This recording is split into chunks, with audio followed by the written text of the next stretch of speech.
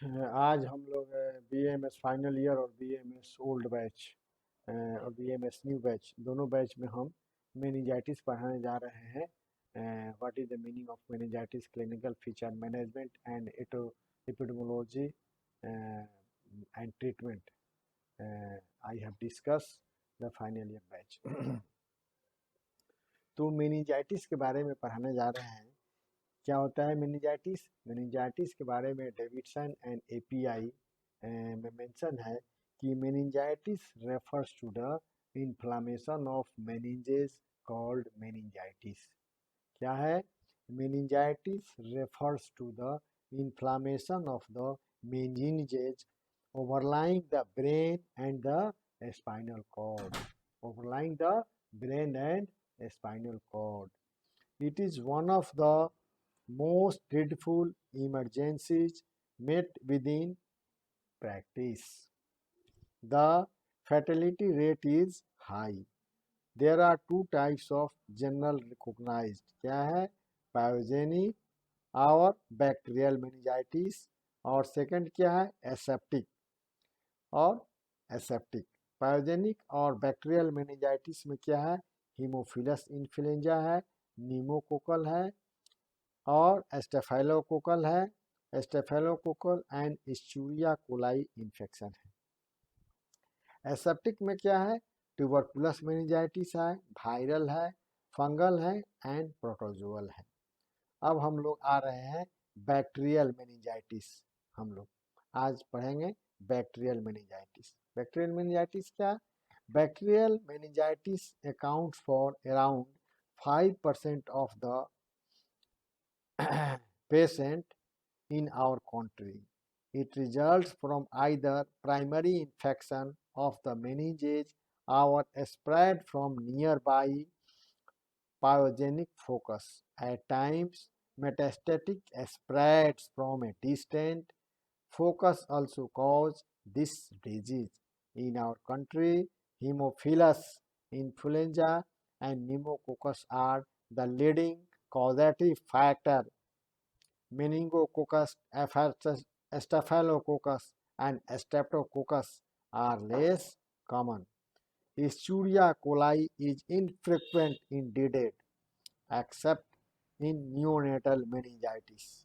Haemophilus influenza in particular affects mostly the infants and young children. Clinical feature of meningitis, bacterial meningitis का clinical feature क्या होता है? As a rule the onset is, पहला क्या होता है? Sudden with high fever होगा। Patient को क्या होगा? एकाएक हाई फीवर होगा और हेडेक होगा, वोमिटिंग होगा, रेस्टलेसनेस रहेगा, इरिटेबिलिटी रहेगी और कन्वल्सन्स, ट्विचिंग ऑफ द लिम्स, पूरा बॉडी में कन्वल्सन्स रहेगा। क्या है उसका क्लिनिकल फीचर? पेशेंट का मेनिंजाइटिस का क्या होगा? ऑनसेट हाई फीवर होगा, वोमिटिंग, हेडेक और इरिटेबिलिटी, रेस्टलेसनेस एंड कन्वल्सन्स। और पेडियाट्रिक्स में इन newborn's and small infants pyogenic meningitis may have insidious onset with message symptoms like, क्या होता है पेडियाट्रिक्स में? बच्चा आकर कहता है रिफ्यूजल टू टेक फीड। बच्चा दूध पिएगा तो वोमिटिंग कर देगा। Refusal to take feed, fever and irritability. Some may have convulsions. These especially in the presence of bulging anterior fontanellis. यहाँ पर क्या होगा? bulging होगा anterior fontanellis पर। Should arouse suspicion of meningitis. Physical examination क्या करते हैं? फिजिकल एग्जामिनेशन में रिवॉल्व क्या होता है? नेक स्टिफनेस होता है एंड पॉजिटिव कर्निंग साइन मिलता है। cranial nerve palsy and papilloedema are present in some cases. Hemiplegia may be noticed in a few cases. Meningococcal meningitis is characterized by the presence of generalized purpuric rashes. पूरा whole body पर छोटा छोटा purpuric rashes होगा, that is called purpura, which is only infrequent seen in dark skinned children. meningo maybe certain cases dominate the clinical picture of meningitis. Such cases becomes rapidly and have toxemia develop, cyanosis present, and purpule mottling of the skin on the body. पूरा body पर मैक्रूस type का छोटा छोटा दाना मिल सकता है. This is called water house syndrome. Diagnosis इसके लिए हम लोग डायग्नोस्टिक टूल्स हमारे यहाँ मेंशन है. डायग्नोस्टिक टूल्स क्या है? हम लोग पेशेंट को क्या करते हैं? Lumbar puncture is a must. क्या करते हैं? LP, lumbar puncture is a must in any patient whom meningitis is suspected. CSF is generally under increased presence and infrequent turbid. Turbid थोड़ा सा पीलापन टाइप का फ्लूइड रहता है, that is called turbid or little obstructions. Cell count is generally increased, a large proportion of these being polymorphs. CSF proteins are greatly increased, but sugar is considerably reduced. In Brevure below 30 and often as low as a 10 to 20 mg%. CSF culture should be done for identifying the causative organism and their antibiotic sensitive, provided such facilities are available.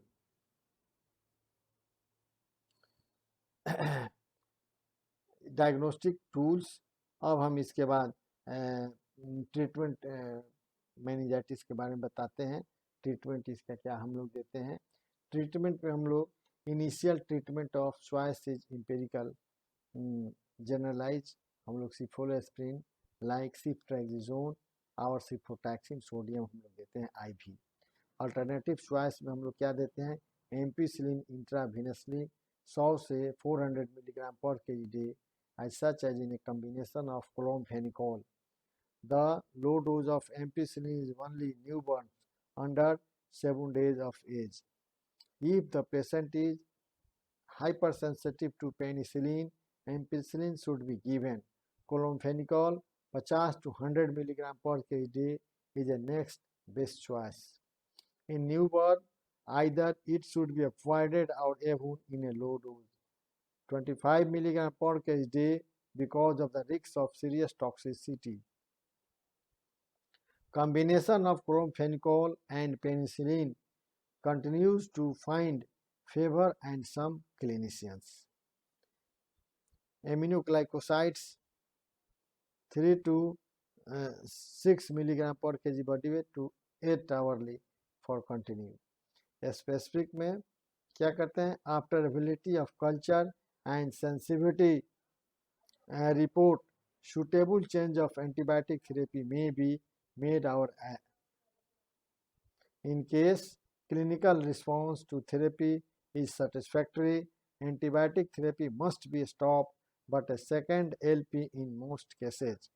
Duration of therapy is 10 to 14 days. Gram-negative meningitis may need a long course. Intrathecal administration of antibiotics, particularly initially, may be considered in neonates and patients with advanced disease. Rising, suturing, and convulsions may be controlled by diazepam and IV mannitol. Corticosteroids should be continued. Dexamethasone 0.15 milligram per kg days IV every 6 hourly for 3 days. The first dose is greater than 15 minutes before starting antibiotics, especially in Haemophilus influenza. Meningitis is recommended in postnatal cases. Its benefits include reduction in frequency of neurological complications such as deafness, internal hydrocephalus, and behavior problems. Controls suturing, patient को seizure होने लगता है, उसके लिए anti convulsants agent such as IV diazepam और phenytoin are usually recommended to control the sutures. Control raised intracranial pressure, mannitol 0.5 mg to 20% solution is given IV start and then every 2 6 hourly.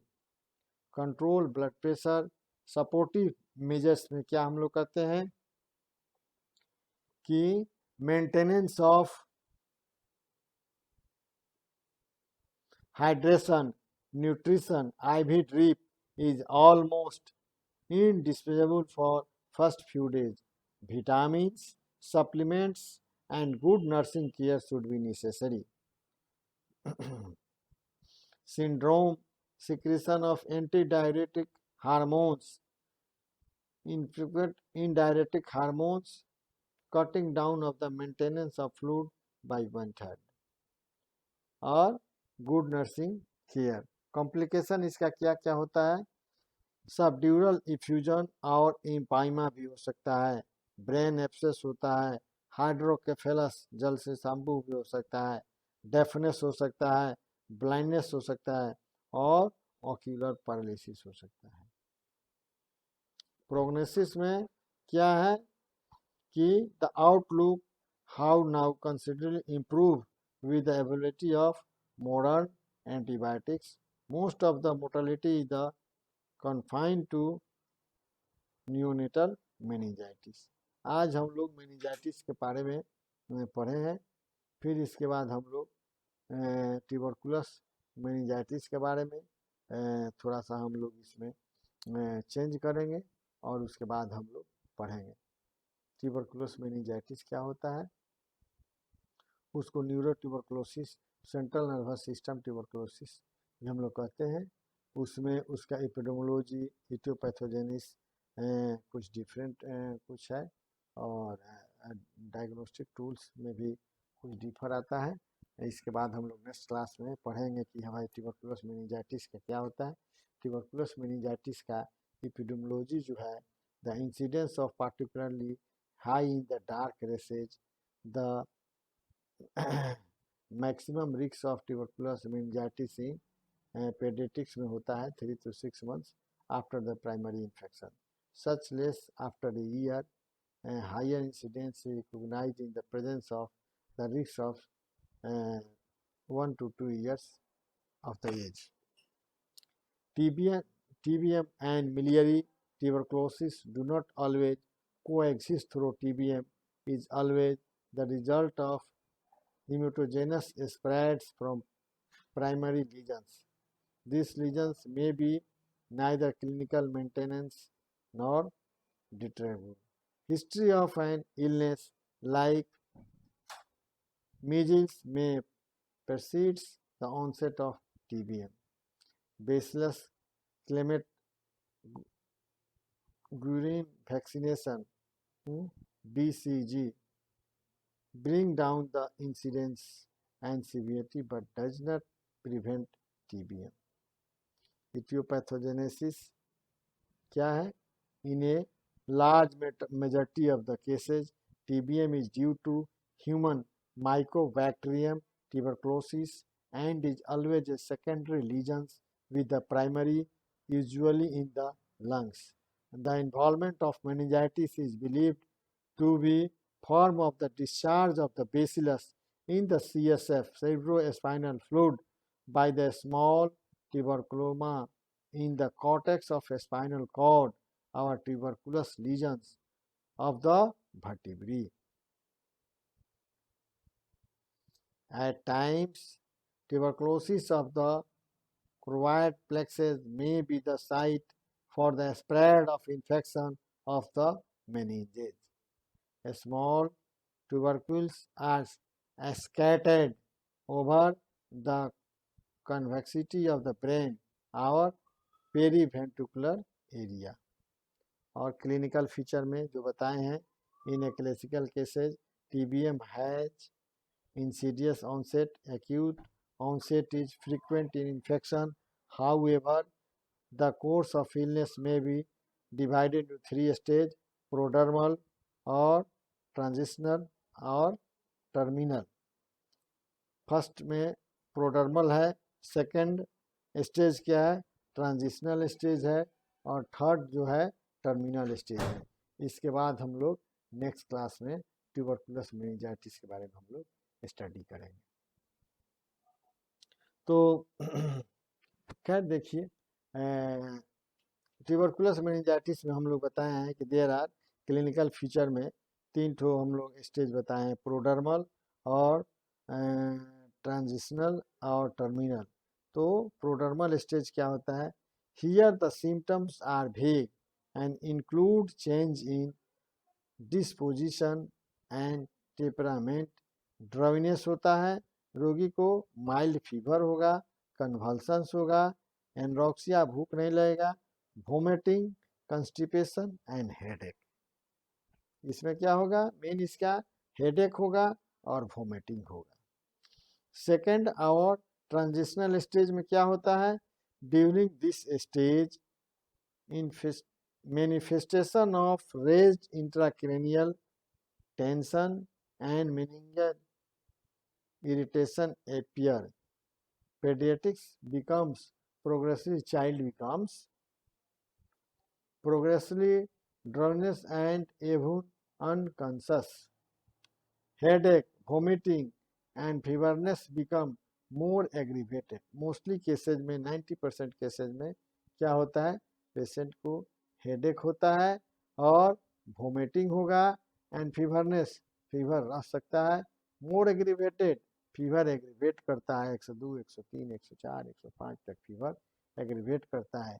Neck rigidity and Kernig sign positive मिलता है। गर्दन patient को हम लोग लगा करके उठा कर देखते हैं तो क्या होता है, नेक रिजिडिटी पॉजिटिव मिलेगा और कॉर्निंग साइन पॉजिटिव मिलेगा। Plantar reflex may become extensor, ankle and patellar colonus may be irritable. Abdominal reflex, on the contrary, hypertonia is usually present. So the sutures in small infants. Interior fontanelles may be bulging. Cranial nerves involved are third, fourth, and sixth, and seventh. Strains pupils are common. Also, there may be pupilloedema. अब third जो है हम लोगों का terminal stage क्या कहता है, this is the stage of paralysis and coma. Although there may be a short period of wakefulness, sign of meningeal irritation are no longer prominent. Pupils are called dilated. आँख का जो pupils होता है क्या होता है, dilated and fixed होता है। Colonic spasm of the limbs, ऐसे ऐसे पेशेंट कोलोनिक स्पाज्म होता है लिम्स में। इरेगुलर रेस्पिरेशन, इरेगुलर पल्स, क्या होता है पल्स में, स्लो और rapid.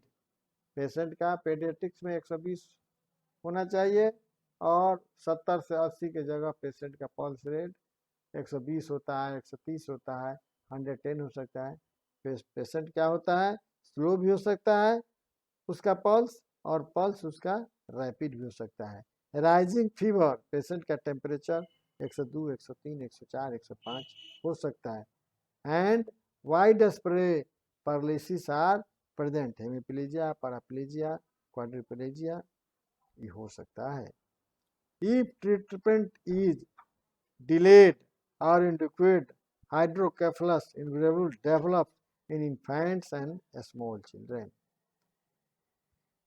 Roughly, each of the stages described above lasts for about a week or so. There may be considerable overlap of the three stages.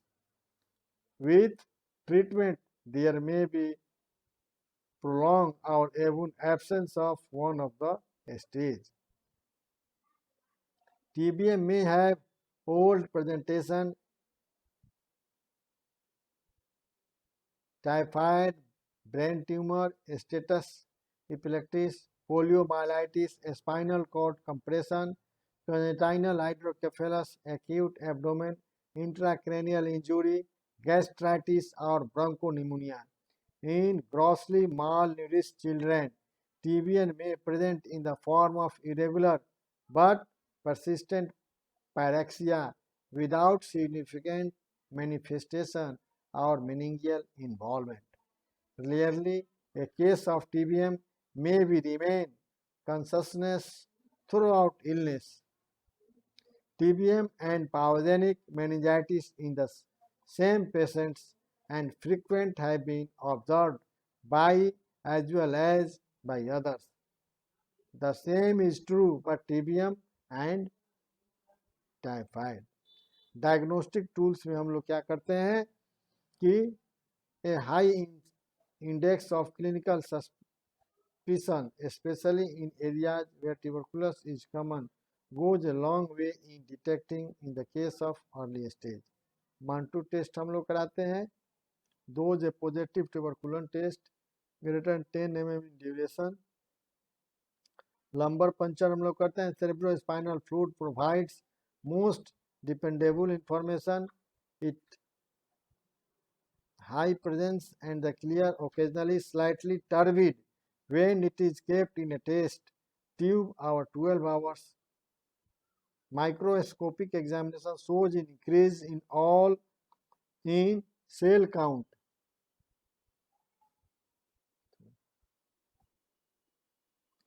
From 10 to 15 micromillion with predominance of lymphocytes. In some cases with acute onset, especially in infants, CSF in early stage of TBM may show relative increase in polymorphonuclear cells.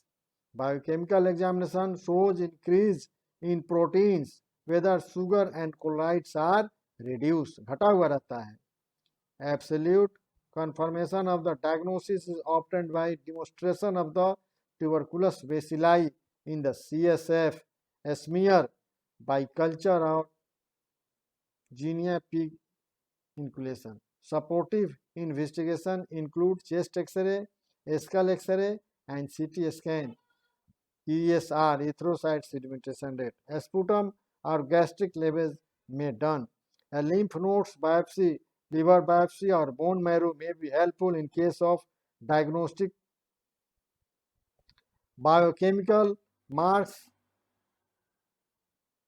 नहीं, इसको छोड़ दीजिए. Serodiagnosis in consists in detecting antigens, antibiotics, or immune complex with CSF, or at times in some, usually by enzyme linked immunoELISA. Molecular diagnosis is by polymerase chain reaction test PCR.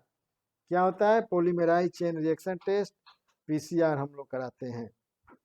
ये हम लोग का क्या है कि diagnostics tools है. इसके बाद वाला क्लास में हम लोग ट्रीटमेंट बताएंगे. थोड़ा सा 2 मिनट और रुक जाइए. डिफरेंशियल डायग्नोसिस हम किससे किससे करेंगे? बैक्टीरियल मेनिंजाइटिस से हम लोग करेंगे, मेनिंगो इंकेफ्लाइटिस से करेंगे, वायरल एमोविक से करेंगे, इनकेफेलोपैथी टाइफाइड के भी केस में होता है, ब्रेन एब्सेस से करेंगे, intracranial space occurring lesions ICSOL brain tumour से करेंगे, और क्रोनिक सबड्यूरल हिमोटोमा से कर सकते हैं. ये इसका डिफरेंशियल डायग्नोसिस है. सबसे पहले बैक्टीरियल मेनिंजाइटिस के बारे में सोचेंगे. मेनिंगो इनकेफ्लाइटिस वायरल से करेंगे, एमोविक से, इलेक्ट्रो इनकेफेलोपैथी से करेंगे, और ब्रेन एब्सेस से करेंगे, क्रोनिक सबड्यूरल हिमोटोमा से करेंगे. इसके बाद वाला क्लास में हम ट्यूबरकुलस इन मेनिंजाइटिस, ट्यूबरकुलस मेनिंजाइटिस का हम लोग मैनेजमेंट और ट्रीटमेंट इसके बाद में बताएंगे कि 4 drugs should be continued. Rifampicin, isoniazid, mybutol and paraginamide should be continued for 4 months. Then 1 drugs continue. 3 drugs continue. Rifampicin, isoniazid and paraginamide should be continued. B6 should be continued. ये सब जो उसका management है वो हम बताएंगे. Supportive measures के बारे में good nursing care, maintenance of food and electrolyte balance maintain करने के लिए, treatment of involving complication like defibrillation and hydrocephalus, और प्रोग्नोसिस के बारे में हम मेंशन करेंगे. ठीक है, आज का क्लास एंड हुआ. फिर हम नेक्स्ट क्लास के बारे में चर्चा करेंगे।